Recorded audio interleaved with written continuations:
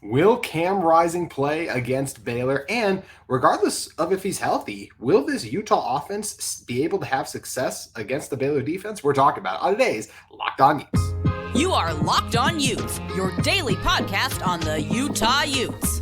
Part of the Locked On Podcast Network. Your team every day.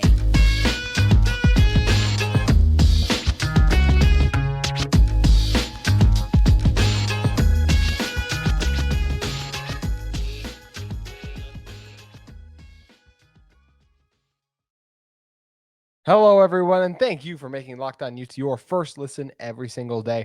We are available on all platforms, including YouTube and wherever you may get your podcasts. If this is your first time listening to our show, make sure you guys like and subscribe. We'd love interacting with you guys in the comments and appreciate all of you who do support our show every single day. Today's episode is brought to you by Birddogs. You can go to birddogs.com/LockedOnCollege or enter the promo code LockedOnCollege for a free water bottle with any purchase. You won't want to take your bird dogs off, we promise you. My name is JT Wistcill, former intern inside the University of Utah Athletic Department. And on today's show, we are going to be talking about some comments made in the Utah media availability, updating the depth chart a little bit, Cam's health in one moment. Also, some stuff on Utah's offense versus the Baylor's defense. I watched Baylor's defense versus the Texas State, and yeah, there was a lot of stuff that I think Utah can take advantage of based on that kind of film, and some stuff where I'm like a little weary of because it's week one. We'll talk about that a little bit, and then we'll close with Mark Harlan being named to the College Football Playoff Committee and what that could mean for Utah. Alrighty, but to begin this, as I mentioned, let's talk about Cam Rising, right? Utah starting quarterback did not play against the Florida Gators. You know, it was one of those things where they're like, what it would say? Whit said it would be a game time decision to us originally in the media and or just in his media availability. And then he said in the post game, or I think it was Bryson said that he knew he would be starting for like a week and a half. So it's just kind of one of those things where it's always hard to know what's real and what isn't, especially when it comes to players' injuries and their availability and everything. But Coach Whitt, all we can do is take Coach Whitt on what he says still. And what he said was Cam is day to day. And they're going to see how he responds in his first week where he is not limited during practice. Now, they're not going to have him getting hit, but I do think they'll have him practicing the full time. And I think it's going to be really interesting. I'll go. Last week, I was very high on Cam. I thought he was going to play. I just thought like he would be determined to get out there after what happened against Baylor. And man, I think with the way we saw that Florida defense really struggle in some moments, and I thought that I was really struggled too overall. I know that, Utah's offense stalled in the second half. If their starting quarterback was out there, I don't think it would have stalled. I think that game could have gotten even uglier than it was. And I think Cam could have been in the, week one Heisman contention. I'm not saying he would have been overall, but just because he has a good win. I don't know if you guys watched the other college football games. There wasn't many good college football games on. Even Clemson didn't want to give us a good college football game. And shout out to Duke for beating them. But like we're the Heisman contenders right now, right? Like a Jordan Travis. Of course, Travis Hunter from Colorado with what he did. If Cam had like 5 or 6 touchdowns against that Gators defense, which I think is possible based on the levels we've seen Cam Rising at, it would have been tough game one. Like I think Cam would be a week one Heisman contender. I don't know if he'd be able to stay there. And I guess Caleb Williams should still be considered in there too, just because of all the, man, he is, I will say, well, just even the Caleb Williams highlights, the pop up, you just got to respect the talent that guy has, because he's a special player. And I really think he's going to change an NFL franchise in the future, but he's going to try to start by beating Utah this year, of course. Anyways, so with Cam Rising, I'm going to go Cam is, because it's his first full week practicing and everything. I'm going back and forth. I'll go 30%. No, I'll go 40 final answer. 40% Cam Rising plays, 60% he doesn't. Like I said, it's his first full week without limitations. It's on the road at Baylor. Utah's already 1-0 right now because they were able to beat Florida. Utah doesn't technically need this win for the Pac-12 championship race. Now they need it if they want to make the college football playoff, which this group has said it's a goal. And I think it was Josh Newman who made a good point pointing out on Twitter that he said, like, if Cam's healthy, he's going to play. I do agree with that. But I just don't know if he will be. Like I said, I mean, it's his first week without limitations. How's he going to do? Is he going to be ready to go? Or will they opt to give him the extra weeks of rest? Because if he doesn't play against Baylor, he's not playing against Weber State. We won't see him against UCLA. And then he'd play one game, and then it'd be the bye going into before the Cal game. So, like I said, to me, I'll go 40% chance he plays, 60 he doesn't, just because he just hasn't gotten enough of the live reps yet. That's the reason I'm still going to be trepidatious about the whole situation, and I'm very curious to see how it goes. I hope Cam's out there. I would love it. But I do think Utah can still beat Baylor, obviously, with Bryson and Nate, because they just beat Florida, and their offense for a lot of stretches I still thought looked really good throughout the game. And that was even actually something that Andy Ludwig mentioned was he mentioned that there's still some things they need to clean up on offense. And he mentioned that the QBs, he needs to do a better job of managing the QBs, which is something I talked about when watching the film back. I felt like that, Bryson was kind of pushed out. Bryson had a really hot start and Utah went away from him a little bit. They got a little conservative. They just weren't throwing the ball as much, I felt like, and they had some negative things going their direction still, but I don't know. I like that they were still giving Nate opportunities too, but look, Bryson is the backup quarterback, right? He is the one who has been listed as QB2 behind Cam Rising. Nate Johnson needs to get snaps every game. He absolutely does. But based on what we saw in that game right now, and I say this as someone who's very high on Nate Johnson, more times than not, when it comes to just a traditional drop back, Bryson should be the one throwing and not Nate. I think there are times Nate can throw and catch the defense off guard, but like I said, 8 out of 10 times right now, I think that Bryson should be the one throwing. I think he's just shown a little bit more accuracy on the move, done a little bit better job in the pocket in general. Nate is by far more athletic. We know that and what his skill set brings, and Nate still needs to be on the field. But that's where, like I said, when Ludwig's like, he needs to do a better job managing the QBs. Just watching the game, I felt like Bryson was in a little bit of a rhythm early. And by going away from Bryson, he got out of that rhythm a little bit. And I think it hurt Utah's offense at certain points overall. So that's something I think he meant there. One thing that, and also shout out Bryson, he's on scholarship. This is something that's been in the making for a while. So it's awesome to hear that he's officially on scholarship. I thought that was really cool. Another thing Whitt mentioned was that, he loves to comment on injuries so much. He mentioned that the players are still day to day and, they're not going to give us much on the health update wise. I don't know what to make of the injuries. I don't think he commented. I watched the whole press conference. I don't remember him mentioning anything about like Brant Keithy, or he just doesn't really comment on those guys' health. Seems like Cam is closer than Brant based on what's been mentioned. That is not like, I have no inside. That's not a source or anything like that. That's just me reading the tea leaves, right? Doesn't seem like Cam was close to playing yet. It was kind of radio silence on Brant. And I will say there's obviously more hype around the quarterback position. So there's always going to be more noise about Cam than Brant, but I don't know. This is where this stuff gets tough. I think Junior Tafuna will play. I mean, he did dress out last week, so that one seemed like a close miss. Samote Peppa, Connor O'Toole, the other guys, I'm not really sure what to make of those ones. Like a Johnny Maya. The one thing the depth chart didn't reveal a lot to us, but the fact that the starting centers are Johnny Maya and then Coley shows us that Kump was probably the third string center. So when they say they have 8 starters hurt, maybe the 2 of the other ones, because I'm just trying to keep track of all the starters that aren't healthy, can get a little bit confusing overall. So I think Johnny and Coley could potentially both be hurt. So that's where we could very well see Kump at center again, which I thought he was still good overall, as I mentioned. There was a couple times where it's like, oh, he missed a block there. And yeah, I think Kump will do fine against this Baylor defensive line, as we'll talk about in the second segment. But yeah, I mentioned Cam. Like I said, we talked about the players. For the depth chart overall, nothing too crazy. It was fun, especially officially seeing Spencer Fano at left tackle with Tongi behind him. I don't think Tongi was behind him last time, and I apologize if I'm mispronouncing his name, but nothing too crazy. It was interesting to see Landon King listed as one of the tight end backups. I thought the last time they did one of these, it was only Brant Keithy was a starter and Yasmin was his backup, but could be wrong there. But yeah, depth chart didn't really reveal anything too crazy this week. And I think the last things we're talking about is just Jaquindon Jackson was slowed down by an injury a little bit, but they hope to have him available this week. Yeah, JJ's a huge part of this offense. Against Florida, I thought that, most of his carries were just kind of the instance of like the offensive line just didn't execute run blocking well enough. And I think that's something that Whitt said that the group needs to be better at. And it's something I agree with as well after watching the film. So I think that's something that JJ is going to have. If he plays, he'll have a better game against Baylor, I expect. And I still expect him to have a really good season overall. I just thought that, in the Florida game, credit those massive defensive tackles that the Gators have. They make it tough to run on too. So yeah, nothing too earth-shattering revealed in the Monday news media drop. But as I mentioned, I still think that I think Cam's 40% chance to play this week, and I'll go 60 not. But it's going to be interesting to monitor his health all weekend. Obviously, it'd be great if Cam could be out there against Baylor, because it would help Utah's chances at a victory. But Utah's chances probably already pretty high after what Baylor put on film week 1 in their loss to Texas State. I'm going to talk about that and what I saw in that game. My takeaways, how I feel like how Utah is going to try to attack Baylor. That's coming up in one moment. But first, got to talk to you guys about our great friends at Birddogs. Birddogs make you look good. Birddogs stretchy khaki shorts are designed to fit slimmer through the thigh and leg, giving you a truly sculpted look. Birddog shorts do the exact same thing as Lululemon, but they fit way better. They fit way better than regular shorts because those regular shorts, they're made with a stiff, restricting cotton. Birddogs, they fix this issue by inventing cloud knit fabric that looks just like khakis, but stretches so you get a way slimmer fit without having to sacrifice movement. Birddogs uses anti-stink sweat wicking fabric that keeps you cool and dry all day long.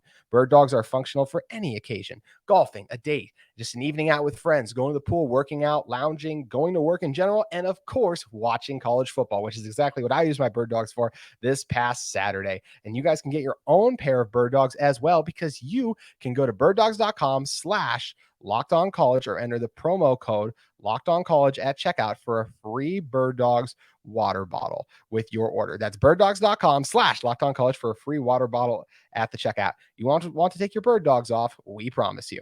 And that Birddogs water bottle is a very nice flask, so I would highly recommend it for you guys. I got one of those. I don't have the water bottle with me right now, but as you can see, I am. For those of you watching on YouTube, I am supporting the Birddogs app, so highly recommend getting to check out some Birddogs. And you know what else I highly recommend that you guys check out is a special show going on at we have going on at the Locked On College Network. It's College Football Kickoff Live. Each Friday, Locked On will go live from 11 a.m. to 1 p.m. Eastern on every Locked On College YouTube channel. So in order to find the Locked On College Football Kickoff live show each week, you just have to go to Locked On Utes or any Locked On channel, and it's going to be there for you. They go over the biggest rivalries in depth on storylines, and they include insight and analysis from our stable of Locked On College hosts covering their team every day. Find Locked On College Football Kickoff live every Friday from 11 a.m. to 1 p.m. Eastern Time on any Locked On College YouTube channel. You won't want to miss it. Alrighty, come back into this one. Let's talk about Baylor a little bit, shall we? Coach Whitt actually talked about Baylor a little bit too in his press conference. He mentioned that Baylor, they'll fix some things, and he doesn't expect to see the same team that he saw on Saturday. And I absolutely agree with him. And also, excuse me, I had to borrow a page from Spencer's book. Take the second segment sip. Feeling a little dry tonight. Anyways, Coach Whitt's absolutely right. I think it was Whitt actually even said in the statement, like one of the old coaches' adages is like the biggest jump a team makes is from week 1 to week 2. I don't know if I necessarily feel about that. But if you had to pinpoint an exact week, maybe week 1 to week 2 is fair. Let's look back to last year's Utah team, right? Like that tackling performance. If Utah had played their second game at Florida, like back-to-back weeks for some reason, I think they would have beaten Florida. They would have cleaned up a lot of those defensive tackling issues we saw out of that team. And overall, through the course of the season, we just saw how much that defense improved in general. So I think he's right. They won't be as bad as they were against Texas State, which they need to be a lot better, obviously, with Utah coming to town. And he mentioned that, Texas State played good overall too. And that, Baylor played well on offense, but he also mentioned they only had 2 touchdowns in 5 trips into the red zone, while Texas State was 3 for 3. That's absolutely a huge key. When you get in the red zone, you got to be able to capitalize. That's something we saw Utah in their loss to Florida in 2022. They got in the red zone. They came away in 2 separate occasions. They got into the red zone. Tavion Thomas getting stuffed at the goal line, and then Cam Rising's incompletion or interception at the end of the game. That's a huge 14-point swing, right? And then we can also look at this year's game. Florida got in the red zone a couple times, and they came up empty, whether it's false starts or missed field goals and just getting stopped on 4th down. You have to be able to execute in the red zone in college football, and you can't miss those opportunities when you get down there, and that's something that Baylor did. And he just says that Utah will have to play well, and he's right, because it's a road game, and road games are very hard. Just talked about the Florida game. Worst performance we saw from this Utah team last year was in a very hot and humid hot and humid Florida environment. It's going to be very hot and humid in Texas as well. And I think the Utah team's going to be tested. Now, they're much more experienced on defense, and I expect them to handle that environment a lot better. And it's going to be hot. I mean, they're getting up. The game is earlier in the day. It's like, I think it's at 11 a.m. kickoff Texas time. And so it won't be like it's a 3 p.m. like afternoon, just like blazing heat there, but it's going to be hot. Now, thankfully, this Utah defense has players that are used to playing in that kind of heat, so they will have a much better performance this year in that humid environment than they did against the Florida Gators. But it is going to be something interesting to monitor, and because it's tough to play on the road. We saw it happen to Florida this year, happened to Utah last year. Just in general, look at Clemson had to go to Duke, right? They didn't look like themselves in that game. That's just how it works. Teams don't usually perform as well on the road. Utah last year, 3 biggest road games, all losses, Florida, Oregon, and UCLA. That's something Utah has to correct this season if they want to not just go back to the Pac-12 championship, but have any chance at the college football playoff, which is, after you start 1-0 is at least on the table right now. I think it's going to be very tough to be a 1-loss conference champion, considering you are in the Pac-12, which might be arguably the deepest conference right now in college football. I think when you just look at like true contending teams, like there's just not a lot of meh in the Pac-12. It's all really good teams. That top group, they're going to have 6 teams ranked in the AP top 25. I'm not sure exactly when that'll drop. I think it's Tuesday morning, so it could be by the time this comes out, but yeah, Colorado, I think, will be in that ranking now too. So the Pac-12 a loaded conference, and you got to be strong on the road. And this would be a good road test for this Utah team as well too. And when talk about Baylor's loss to Texas State, look, they lost 42-31 to Texas State, and I want to give the Bobcats a lot of credit really quick because I think it's easy to watch that game and go like they're in the Sun Belt, Baylor's in the Big 12, like Baylor should obviously beat them. Of course, Baylor should win the game. I think Texas State's actually pretty good, I'll say as well. TJ Finley, there's a reason that man was, I think, Michigan first, then LSU, now Texas State. An extremely talented quarterback who, when putting it all together, can do some special things. He put it all together in Waco. He had 298 yards for 3 touchdowns. He's a really good college quarterback. He's really good. He's a pretty good college quarterback, I should say, who has the potential to do performances like that because he did struggle at LSU and Michigan as well. So that's a little extra by me going really good college quarterback. But as I mentioned, I think still for that level he's at with the Sun Belt, he's a very good starter for the Sun Belt. And I think he's capable of going in and having good performances in those kind of environments too. So yeah, Finley shredded the Baylor secondary. We can talk about that in a second. The biggest thing I think that excites me for Utah when we're talking about how Utah matches up with this Baylor defense, the Utah offense that is they gave up Baylor gave up 143 yards on the ground to the Bobcats rushing offense. Their leading rusher had 6 carries for 83 yards. Their second leading rusher had 19 for 53. So a little less there, but still, anytime you let someone have 6 for 83 and a touchdown too. And a lot of those came on that 65-yard run too, but there were a number of key down and distances where it's like 3rd and 4th and 1 and Baylor, you got to get a stop right here. And that Texas State offensive line, which is once again, actually a solid offensive line based on what I saw on film, was able to generate that push and movement up front.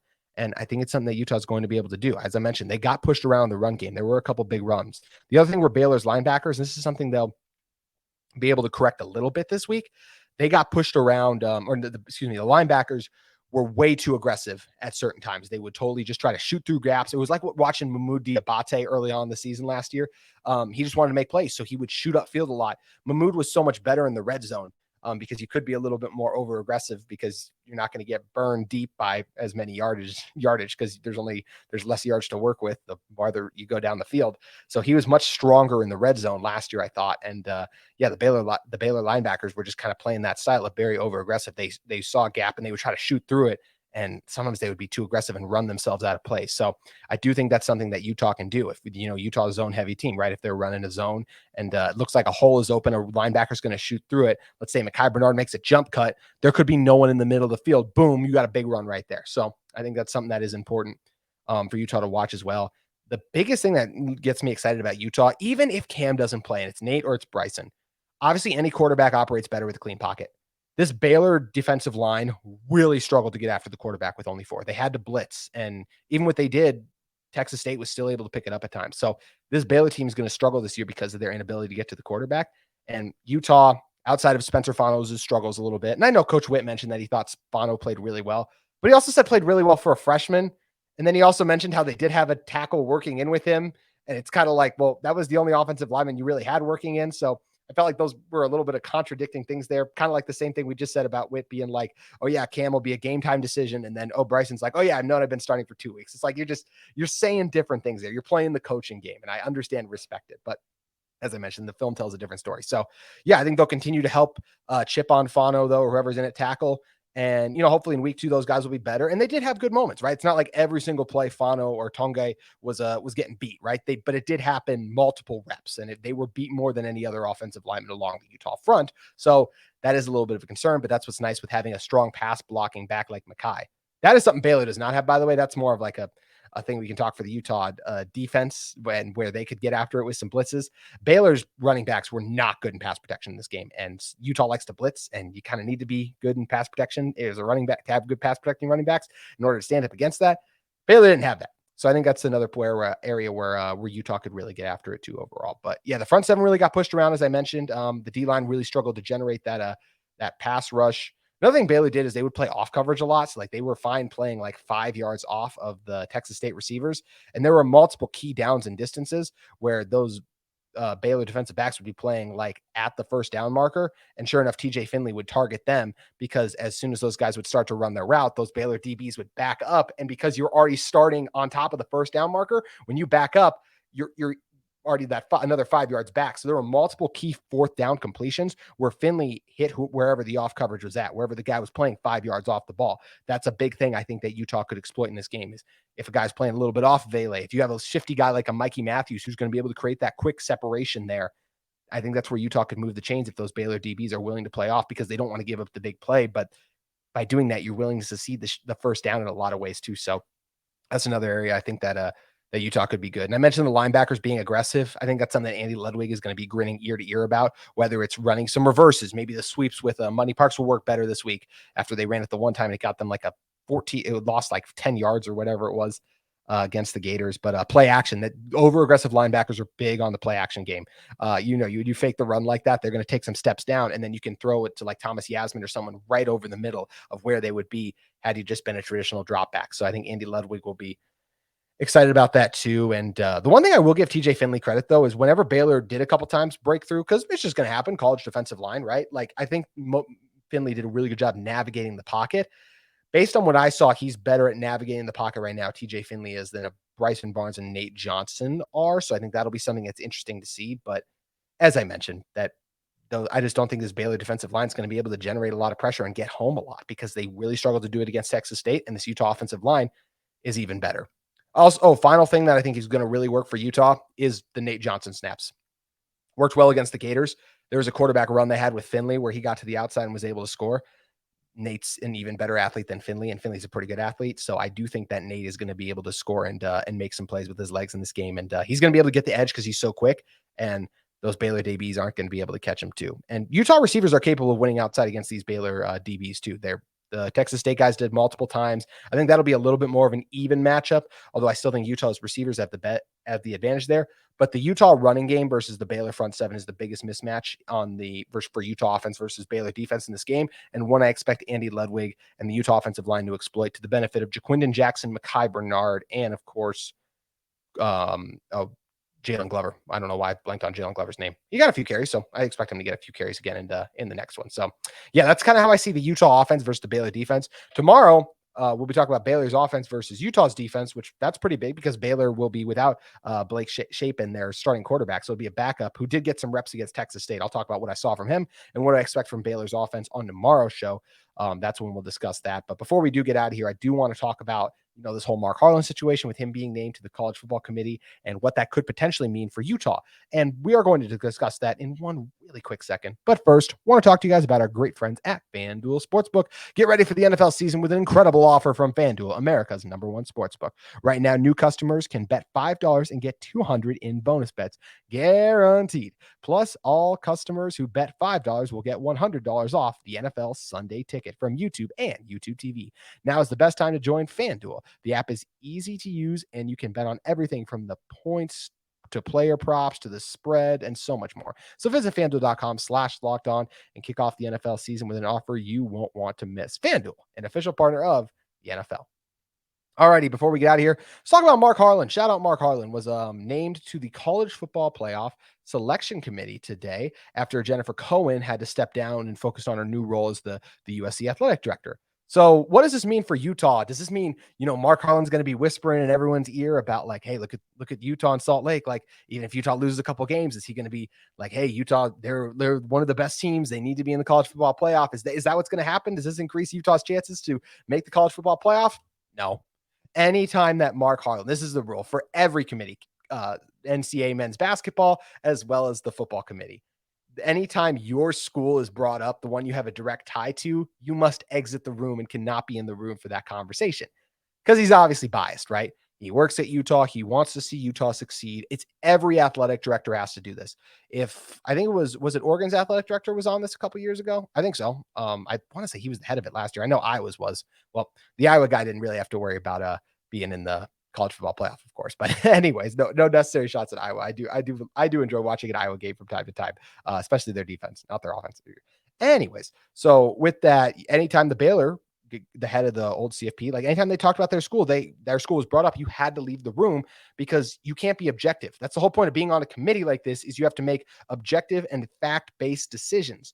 you have to use numbers. You can't just be like, man, I really like the way those Baylor linebackers fly around. You have to say things like, oh, the Baylor linebackers, like the two of them combined, lead the FBS like in tackles. Like they're really surefire tackle. Like those are numbers that prove they're surefire tacklers rather than you saying, bro, I watched the game. They're really good tacklers. Like that doesn't fly with committees. You have to have numbers and stat and fact-based stuff. So this really changes nothing for Utah overall, having Mark Harlan on there. I think it's awesome. I think if anything, it's just a nice extra boost for the Pac-12, just as it was with Jennifer Cohen being on there, right? Like that you have a voice advocating for West Coast football, which is obviously by other conferences considered not as lofty, not media members in general, but I do think in general, some people hear Pac-12 get brought up and they're kind of like, that's just like a couple years ago, not a selection committee, but in the Heisman, when someone's like, I just didn't stay up to watch McCaffrey's games. Like, how are you going to be a Heisman voter and do that? The committee, they do their research, and it just helps that you have someone like Mark Harlan who's going to advocate for Pac-12 teams to be considered. And there's a lot of teams that if Pac-12, the only one's undefeated right now, currently 13-0, USC with the double wins, helping to bolster that at the moment. But yeah, this is a conference that has a lot of teams that if they could be one-loss conference champions or go undefeated would absolutely make the college football playoff because of how strong their schedule is going to be by the end of the season. So I just think it's nice that Mark Harlan's in there to remind the committee members of that. But once again, this doesn't change anything for Utah because anytime Utah's brought up, he has to leave the room. So, but it's nice that he can just raise awareness for the Pac-12 teams and just an awesome thing that someone from Utah, affiliated with Utah, gets to help decide who goes to the college football playoff. That's a really cool honor. And yeah, I think it's an awesome opportunity for Mark, and I'm sure it's something he'll enjoy being the part of. I'm sure he'll enjoy doing this a lot more than he did navigating conference realignment, because I don't think that was a lot of fun for anyone, the stress that that whole process caused overall. But Utah worked out well heading to the Big 12, and I think this will work out well for Mark Harlan, helping decide the future of the college football playoff teams. Especially this is the last year where it's hard because there's only 4. Next year it's up to 12. You're able to get all the really worthy teams in, even though most year there is usually only 4 teams that are worthy in general. But either way, so that's going to do it for today's edition of Locked On Utes. On tomorrow's show, we'll be back talking about more of the media availability. We'll hear from some of the players, some of the other coaches as well. And yeah, we'll be talking about the Baylor offense and how I think they're going to do against this Utah defense. I like the Utah defense, just a little bit of spoiler on that one, but I'm going to talk to you about the specific things I think that Baylor will try to do and just how I think Utah will have success against them. That will be on tomorrow's episode of Locked On Utes, and we'll see you then.